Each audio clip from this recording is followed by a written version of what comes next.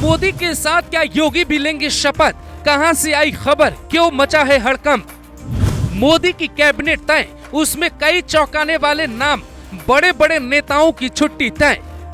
जीत के बाद योगी को दिल्ली बुलाया गया, आरएसएस चीफ और मोदी के बीच बातचीत। बीजेपी अध्यक्ष जेपी नड्डा का दावा, योगी काबिल है, तो क्या मिलने वाला है बड़ा इनाम? दावा किया जा रहा है कि मोदी के शपथ कार्यक्रम में बीजेपी अपनी पूरी ताकत दिखाने जा रही है। क्या बीजेपी नेताओं के अंदर भी इस बात का डर बैठ रहा है कि योगी मोदी के दौर में कईयों की छटनी होने वाली है? क्या मोदी को भी ये बात अभी लगने लगी है कि अपने नाम के साथ योगी का नाम अभी से जोड़ लेना चाहिए? आरएसएस प्रमुख मोहन भागवत एग्जिट पोल के बाद से इस बात की टेंशन में है कि नई टीम में आरएसएस के करीबी नेताओं को कैसे जगह दिलाई जाए। क्या बीजेपी योगी को कोई बड़ा इनाम देने जा रही है, और अगर हाँ तो वो कुर्सी कौन सी होगी? क्या योगी को बीजेपी यूपी से हटाकर दिल्ली लाना चाहती है, या आरएसएस का आदेश कुछ और है? सूत्र साफ दावा करते हैं कि योगी को फिलहाल यूपी से दिल्ली लाने की तैयारी नहीं है।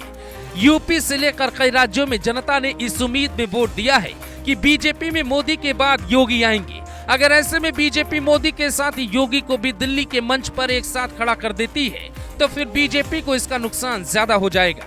ऐसा इसलिए क्योंकि एक ही वक्त में सियासत के दो सबसे ताकतवर चेहरों को लॉन्च करना या खड़ा करना पार्टी के लिए घातक हो सकता है।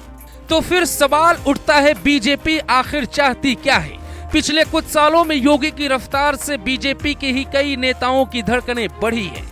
दूसरी लाइन में खड़े कई नेता ये मान चुके हैं कि बीजेपी में अब योगी का कोई उत्तराधिकारी खोजना इतना आसान नहीं है। तो क्या योगी को साल 2027 में एक नई चुनौती को मात देना होगा? राजनीतिक पंडित कहते हैं बीजेपी में बिना तप कुछ नहीं मिलता, और कैडर में असंतोष न पैदा हो इसके लिए वो कई साल पहले से ही किसी चेहरे को तैयार करते हैं। राजनाथ सिंह और नितिन गडकरी का लगभग पत्ता साफ होने की खबर है। वो क्यों, वो भी आपको समझाते हैं। नितिन गडकरी को इस बार शायद मंत्रालय में जगह न मिले। उनके पीछे कोई सियासी लड़ाई नहीं, बल्कि वजह है उनकी सेहत। चुनावी प्रचार के दौरान नितिन गडकरी मंच पर ही बेहोश हो जाते हैं। महाराष्ट्र से आई इस तस्वीर ने कई सवालों की तरफ इशारा किया। 65 साल के नितिन गडकरी को क्या अब बाहर किया जा सकता है?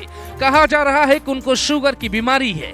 ज्यादा काम या धूप में रैली के दौरान उनकी तबीयत खराब हो जाती है। साल 2018 से लेकर वो अब तक कई बार मंच पर ही बेहोश हो चुके हैं। लेकिन राजनाथ सिंह तो फिट है, फिर उनका पत्ता साफ क्यों हो रहा है वो भी समझते हैं। योगी की ताकत का अंदाजा आप इस बात से लगा सकते हैं कि जब बीजेपी किसी विधानसभा चुनाव में जीत हासिल करती है तो ये सामान्य तरह का जश्न मनाती है। लेकिन जब योगी के नेतृत्व में बीजेपी ने यूपी में विधानसभा चुनाव जीता तो योगी को दिल्ली बुलाया गया।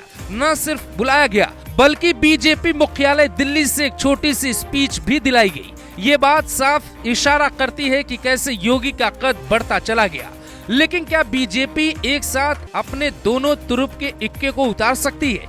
योगी को अगर अभी दिल्ली भेजा गया तो बीजेपी को भारी नुकसान होगा। मतलब जैसे जो सत्ता आप अगले 20 साल तक संभाल कर रख सकते हैं या चला सकते हैं वो बहुत जल्द हाथ से चली जाएगी। क्योंकि जनता की आदत है, अगर वो किसी नेता के बारे में सुनती है तो ज्यादा प्यार देती है, लेकिन अगर वही नेता सत्ता में आ जाए तो वो सवाल पूछने लगती है, जिसको एंटी इनकम्बेंसी भी कहते हैं।